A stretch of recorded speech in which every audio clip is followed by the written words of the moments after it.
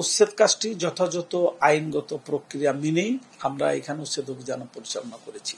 এটা দিয়ে third time, তৃতীয়বার চলমান। এখানে আজকে সমস্ত প্রস্তুতি আইনগতভাবে আমাদের সমস্ত প্রস্তুতি ছিল, কিন্তু অনাকাঙ্ক্ষিতভাবে এই উচ্ছেদ অভিযানে বহিরাগত কিছু লোকজন এনে আমাদেরকে বাধাগ্রস্ত করেছে, এবং যে কারণে আমাদের কিছু লোক ইনজুর্ড হয়েছে এবং উচ্ছেদ কাজে ব্যবহৃত আমাদের কিছু যন্ত্রপাতিও ব্যাপক হারে ক্ষয়ক্ষতিগ্রস্ত হয়েছে। এই বিষয়গুলো, সামগ্রিক বিষয়গুলো ঊর্ধ্বতন কর্তৃপক্ষকে আমরা অবহিত করেছি। সেক্ষেত্রে আমাদের সিদ্ধান্ত আসলে আমরা পরবর্তী পদক্ষেপগুলো আমরা গ্রহণ করব।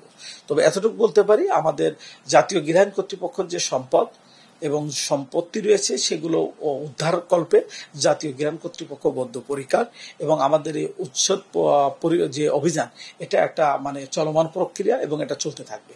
এটা সাময়িক স্থগিত বা বন্ধ বা আর হবে না এরকম কিছু না, এটা চলমান এবং সারা দেশে আমাদের উচ্ছেদ কার্যক্রম চলমান আছে, এবং আমাদের যতক্ষণ জমি অবৈধ দখলে থাকবে ততক্ষণ আমাদের কার্যক্রমটা পরিচালনা হবে ইনশাল্লাহ। পুনর্বাসনের যে বিষয়টা বলেছেন, আসলে এই পাটটা আমার বা আমাদের কর্তৃপক্ষের আওতাভুক্ত নয়।